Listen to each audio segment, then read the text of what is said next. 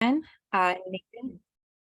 Perfect. Thank you for starting recording. We are recording this tonight, so folks can watch it later, and comments here will also be part of the public comment period. So just for folks who are on the webinar, keep that in mind.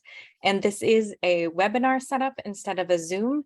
So we will have folks that aren't the panelists on chat only. So if you have questions throughout this entire time, feel free to put them in the Q&A or in the chat box. I am Britta Dornfeld with Environmental Initiative.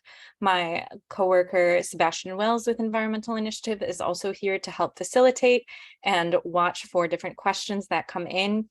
We also have a number of Dakota County staff on the line tonight that can help, and Dakota County's Soil and Water Conservation District staff. Ashley from the Dakota County Soil and Water Conservation District is here tonight. We also have Valerie Neppel, Mary Jackson, and Jill Trescott from Dakota County itself here that can help with questions, and just kind of an overview before we get started of how the meeting is going to go tonight. So Jill will give kind of a brief presentation and overview of the Dakota County Agricultural Chemical Reduction Effort draft plan that we currently have. Then we'll have a period for questions and for answering any questions that came up in that overview. And then we're going to move on and kind of go into each of the different strategies that are included in the plan in a little bit more detail. And then after we have that kind of detailed exploration of those strategies, we'll have another question and answer period. So if you have any questions that come up during there, they'll get answered at the end of the call. And we are planning on wrapping by 7 p.m. tonight. So I want to thank everyone who is here. Really excited to have this opportunity to let you all know about this plan and get your comments. And with that, I will turn it over to Jill. Thank you, Britta. Yes, I'm Jill Trescott. I am with Dakota County's Groundwater Protection Unit. Britta, would you give me a thumbs up if you can see my, great, thank you. I'm going to give a brief overview about the proposed ACRE plan, and then we will stop for discussion. I will mention that probably because of the beautiful evening, the staff do outnumber the members of the public, but that just makes your participation that much more valuable.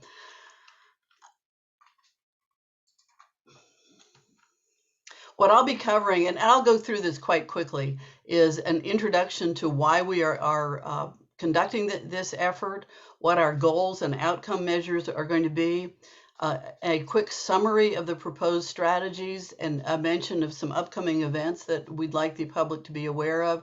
Then we'll stop for a discussion of the broad goals of the program, and then resume with the details of the proposed strategies, depending on as time allows. But I think there should be plenty. Dakota County has a long history of issues with agricultural chemicals in the groundwater. However, the county adopted its 2020-2030 groundwater plan a year ago, and that plan covered a wide range of contaminants from all kinds of sources, from industrial contamination and naturally occurring geologic chemicals that show up in the groundwater, as well as quantity issues. So the agricultural chemicals is just a small subset of activities where a much broader range of groundwater protection activities are being conducted as part of the larger groundwater plan. What this map shows is it's a map of Dakota County, and it shows the estimated nitrate levels in the shallow groundwater, where the red levels are, and the drinking water standard for nitrate is 10 milligrams per liter. The red areas in this, the shallow groundwater, is over those drinking water standards with lower levels in the orange. What's also marked out on this is a blue outline, and that is the drinking water supply management area for the city of Hastings.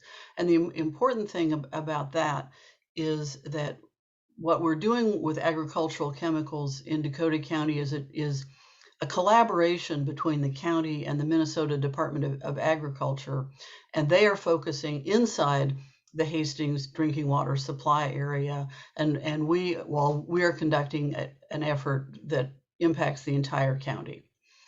In addition to nitrate, we will also be addressing herbicides that appear frequently in rural Dakota County groundwater, and also rising chloride levels. However, in the interest of full disclosure, nitrate is the primary focus of the ACRE plan. The goal of the plan is to reduce agricultural chemicals in groundwater to levels that no longer pose threats to human health or to the environment.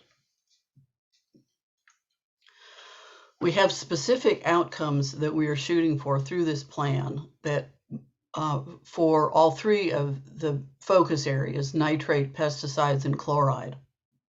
For the nitrate, we want 5% or fewer of the private drinking water wells that are within each township to exceed 10 milligrams per liter. So 5% or fewer that are over the drinking water standard.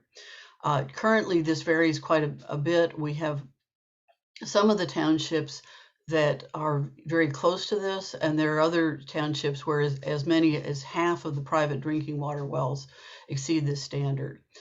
We are shooting to have no public water supply well that exceeds or is projected to exceed that drinking water standard. Currently, the city of Hastings wells are very close to this, and so we want to prevent that happening if possible. We're also monitoring shallow groundwater, and I'll talk about more about that later. And we want the levels in the shallow groundwater to be below that drinking water standard.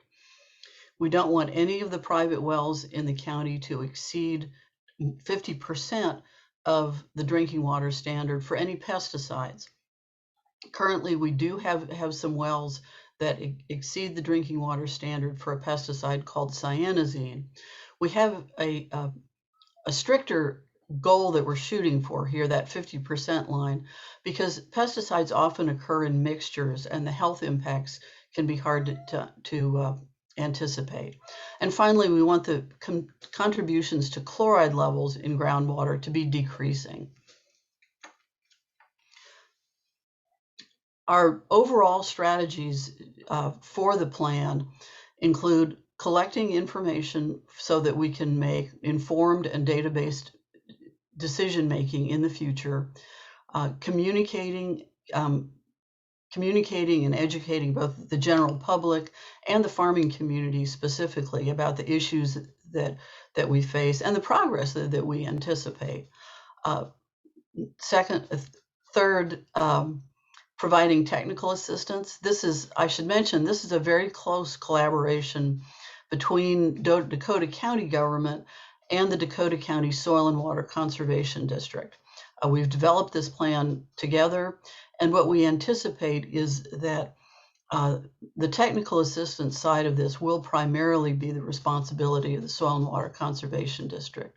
And fourth is providing financial incentives to help farmers adopt new practices that will be more protective of groundwater in the future.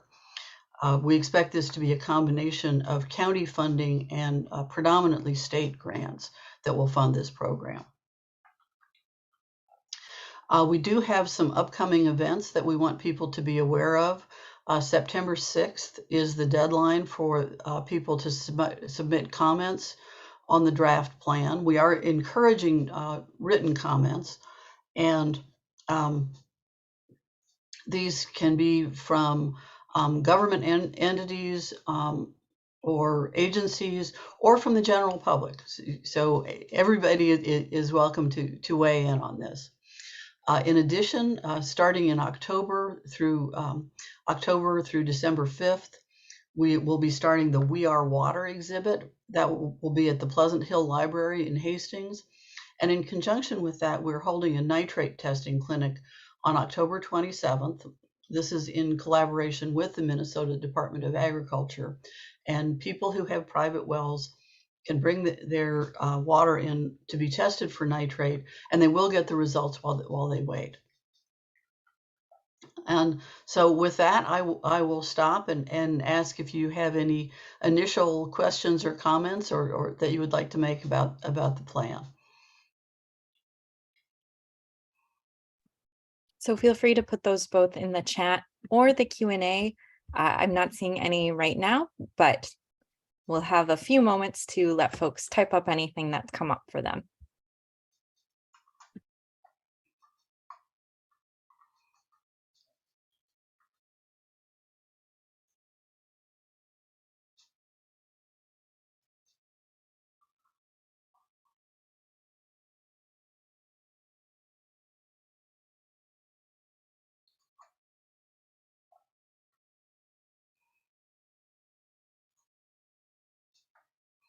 Well, I think I will press on, and if other questions occur to you, you feel free to put them into the chat. As I mentioned, our first strategy is collecting information for decision making, and this involves a number of both new activities that the county will be taking on, but also expanding existing activities. We are in the process of installing a network of environmental wells in rural parts of the county. And again, this is a collaboration with the Minnesota Department of Agriculture. So they are installing monitoring wells inside that Hastings drinking water area that I showed earlier. And we are installing wells that are outside of that to get a good representation of what's happening with the shallow groundwater in rural Dakota County. Both us and the Department of Agriculture will be taking samples from our wells 3 times a year, spring, summer, and fall. And we'll mostly be looking at what's going on with nitrate levels and with chloride. We have worked with Bar Engineering to develop a model of nitrogen losses. Nitrate is a byproduct of nitrogen, and to develop a model for how nitrogen and nitrate together leach into the groundwater from crops. And we're using those modeling results to set targets for the kind of changes in practices that we're hoping to achieve in the rural part of the county. In addition, another part of this will be collecting information on what farmers are actually doing, what farmers are doing both in this area and other areas that's working to improve groundwater, and also collecting demographic data on how poor water quality impacts different populations with the county, if it does. And as I mentioned, these are generally practices activities that we've been doing for a number of years now, but the modeling and using those models to prioritize our activities and funding is a new activity. What this map shows is the eastern part of the county with the locations of the current and future monitoring wells that are going in. What you see within that Hastings drinking water supply area, the purple dots show where the Minnesota Department of Agriculture has installed wells. Within the outside of that area, the blue dots are the wells that Dakota County has already installed, and the green dots are wells that the county is going to be installing within the next few weeks. Our eventual goal is between us and the Department of Agriculture is to have 3 to 5 monitoring wells within every township so that we have a good representation of what's going on with the groundwater. We're focusing on shallow groundwater because even though that's where the conditions are the worst for now, it is also the layer, if you will, of where we expect to see improvements the fastest as practices change. Our second strategy is communication, outreach, and education. And What we are planning to do is to provide annually or even more often groundwater data and progress reports to the farming community and to other rural residents as well. We'll be increasing the promotion of the Soil and Water Conservation District, their programs, but also programs that are available on the state or federal level, such as through the Natural Resources Conservation Service.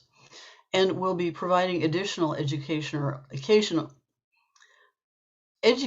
opportunities for farmers and other ag professionals, such as field days, clinics, training, and things like that. As part of developing this plan, we have worked with an agricultural advisory group representing farmers here in Dakota County. And we have found their insights and feedback, much of which has been very pointed. We've found it to be extremely helpful in making sure that we are putting together a plan that will be practical to implement. And so we are planning to make having an agricultural advisory group a permanent feature of the county. In addition, we'll be advocating for agronomists and co-ops and agricultural retailers to work with us to promote water quality practices so that they are assisting farmers in meeting the goals that we have. Another issue that was a little bit of a surprise for us, but that we need to advocate for improved internet access in the county. And you might ask, well, what does that have to do with water quality? Well, the truth is that one of the things we've really all learned in the course of the pandemic is that educational opportunities nowadays, to a great extent, come through the internet, whether it's through YouTube or webinars from the University of Minnesota Extension, or a wide range of training opportunities. If we want to make them available to people, one of the best ways to do it is through the internet, but a lot of Dakota County has very poor internet access, which is, it's kind of shocking for a metro county, but it's the truth. And so we are hoping to improve that over the next few years. We are also on a staff level going to increase the amount of in-person communication that we do with cities and townships. A number of us have been, over the past few weeks, have been going to all the township boards around the county to talk to them about the ACRE plan. And we intend to do that in the future, is to just make that just a regular basis of having our township tour of talking to folks.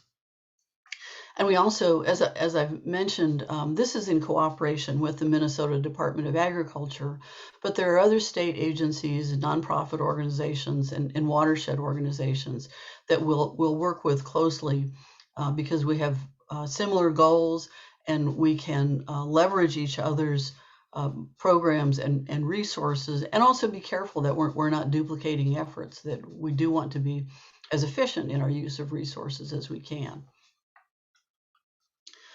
Our third strategy is technical assistance. This is more specifically targeted information about how to. A lot of the general education is what's going on and what are we trying to accomplish. But this is the how-to information. And as I said, the Soil and Water Conservation District will really be the lead on this. We'll also partner with the University of Minnesota Extension and the Department of Agriculture to make sure that we've got useful and practical education and certification programs. We'll going to increase the opportunities for assistance at the individual level, person to person, and work with farmers to complete nutrient management or irrigation management plans that will lead to improvements in groundwater. We've had a lot of interest in partnering with the University of Minnesota to use tissue testing, which is to say, typically say corn stalks or plant stalks, evaluating their nitrogen levels at different times during the growing season to see if they're getting adequate nitrogen, so to use a much more targeted approach with fertilizer to make sure that only as much is being used, that the farmers' crops are getting the nitrogen they need, but not any extra. Another issue that was identified was that we have a lot of farmland that is not being farmed by the owners. There are, in many cases, absentee landowners, and in that situation, neither the landowner nor the renter may have a real incentive to improve either their soil or their water quality. And so we will be exploring ways to provide greater assistance for them to make sure that they're part of the groundwater improvements here. And related to that is to assist farmers who have not been traditionally included in government assistance programs. So beginning or what are called emerging farmers to also be adopting the best practices that are available for water quality.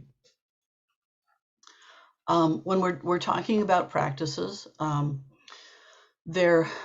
we had identified 3 tiers of agricultural practices, and this comes from work that was done at the state level by the Board of Water and Soil Resources. And so what we consider tier 1 are changes to conventional cropping practices, specifically corn and soybeans, to improve water quality, such as being very careful about using the right amount of fertilizer, using the fertilizer at the right times and at the right methods. For example, for most of Dakota County, putting chemical fertilizer down in the fall is no longer allowed because a lot of that just leaches down to the groundwater. So what's required now is that the fertilizer be applied during the growing season, and so that's a beneficial practice.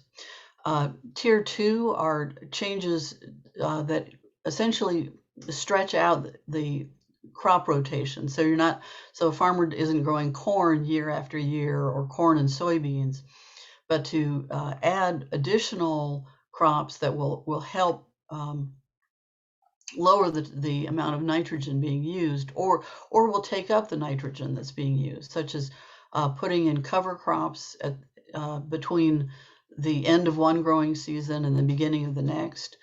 Using perennials, the Kernza wheat has been getting a lot of attention, and there are farmers in Dakota County that are trying that out. Also, alfalfa or grass hay are just some of the examples of perennials or perennial crops that could be used here. And then the third tier are land use changes, and that means really taking land out of agricultural production. For example, putting it into the Conservation Reserve Program, or entering it into a natural resource management easement program. Our fourth strategy is to provide financial incentives, and these are tied to those different kinds of farming practices I was just talking about. So we will be working to expand the sources of money from people besides the Dakota County taxpayers to help fund this. There are a number of grant programs, particularly at the state level, to help out with this, and additional sources as well.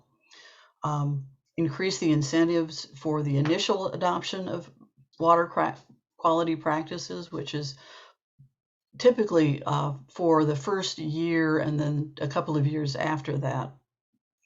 And also to increase the incentives for farmers to complete nutrient management plans and irrigation management plans. One of the things that we're looking at that do require some policy changes is to provide incentives to farmers for maintaining water quality practices. So not just adopting it in the first place, but to reward them to keep doing it. And also to provide incentives for completing the Minnesota Department of Agriculture's water quality certification program, and providing them, say, rewards for getting good scores in going through that assessment program. Some of the practices that we're talking about include those nutrient management plans that I just mentioned, using nitrogen fertilizer inhibitors or stabilizers, implementing irrigation water management plans, planting cover crops, planting the kind of perennials that I talked about, converting land to non-agricultural uses, and also preserving or restoring wetlands in agricultural areas, which is that has a combined benefit of it takes land out of production, but it does so in a way that wetlands are very helpful, are not only beneficial in terms of providing habitat and water storage, but they also help to improve water quality. We do have goals for adopting, we've focused on cover crops and perennials in terms of our goal setting, but we do have a very broad view of, we have a very broad view of what improvements look like. And we do expect to target those based on the severity of the starting condition. So I showed you that map at the beginning of nitrate levels around the county. And so we do see the highest levels of nitrate in places like Hastings itself, Vermilion Township, Marchand Township, and Douglas Township, where the conditions are better over in the western part of the county. So we need to see more changes in the eastern part of the county and have more modest goals in the western part of the county. And with that, I'd be happy to open this up for further discussion. Feel free to put any questions that have come up either in the chat or in the Q&A portion. And then, as Valerie mentioned in the chat as well, we are also recording this presentation and we'll be making it available on the ACRE website for anyone who is interested. The ACRE website listed also has how to provide public comment if you want to provide written comment. If you comment now, it would also be considered public comment as well. But if you want to speak, also feel free to raise your hand. And Nathan Hansen, who is our Zoom guru tonight, thank you, Nathan, can also help with that.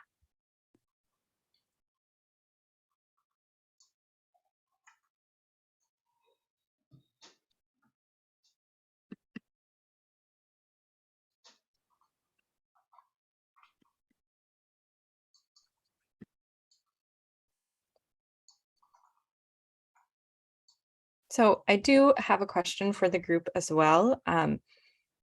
Other than just general questions, do you have any questions or comments on the proposed tactics for each strategy? If you do, feel free to either put it in the Q&A chat or raise your hand to speak. And then if you don't have questions on that, if you also have suggestions for any other tactics, we'd love to hear those as well. So feel free once again to type it in or raise a hand to speak.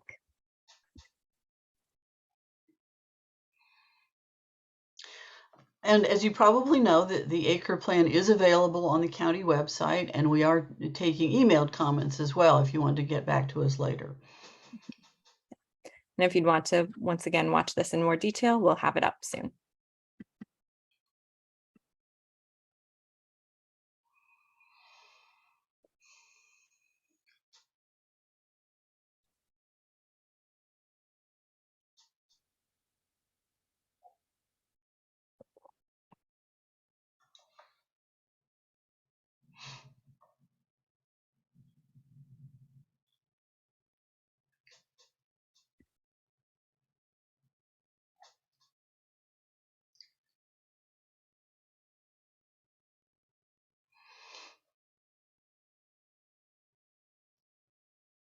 All right, well, I'm going to give the quick little warning that I'm going to turn this over soon to Jill just to talk about the next steps in the process. Oh, And actually, I did just see that there's potentially one other person joining this Zoom quickly, so going to hold some time for that as well.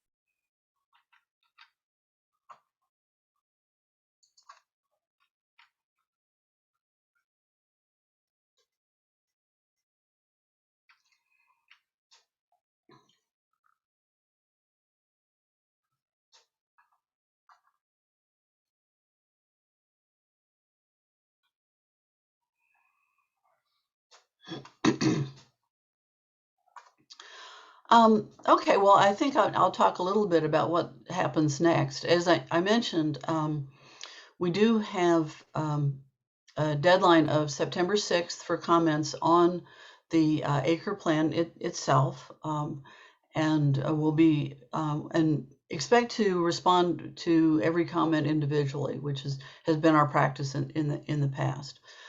In addition, I will highlight we have a nitrate clinic that's coming up on October 27th. And one additional thing, which isn't up here right now, on September 14th, the Minnesota Department of Agriculture is going to be having an open house regarding their plans, and that will be at the Farmington Extension Office. I don't have any details yet about the time of that, but do be looking for that information in the future. As I mentioned, we've been collaborating on this. Our plans are somewhat different, but we have similar goals and similar. We working together on implementation. Once we've had a chance to compile the comments that we've received and make any changes to the plan that we need to, what we expect is that we will present the plan to the county board either in October or earlier November and ask the county board to adopt this. And then we, as I mentioned, a lot of what's included within the plan is are things that are already underway on the county's part, but we will begin implementation in force in early next year, essentially with next year's growing season.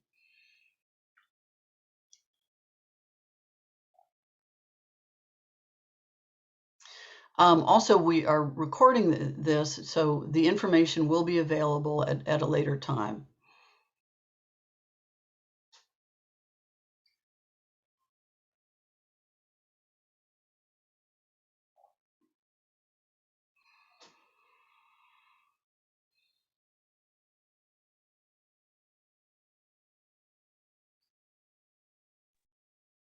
All right, so I'm just going to put out one more request. If folks have any questions or comments, now is the time.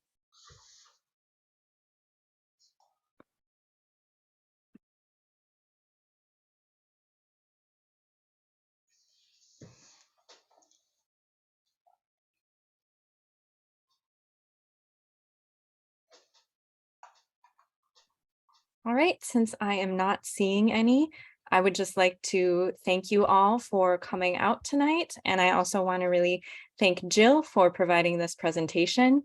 And once again, this is recorded and will be available online. And if you do have any thoughts before you leave about what sorts of challenges might come up with this plan too, that would be another great comment that we'd love to hear as this plan is getting finalized and then put into motion. So last question of the night, if there's any challenges having heard this presentation that you think might come about when implementing the Dakota ACRE plan.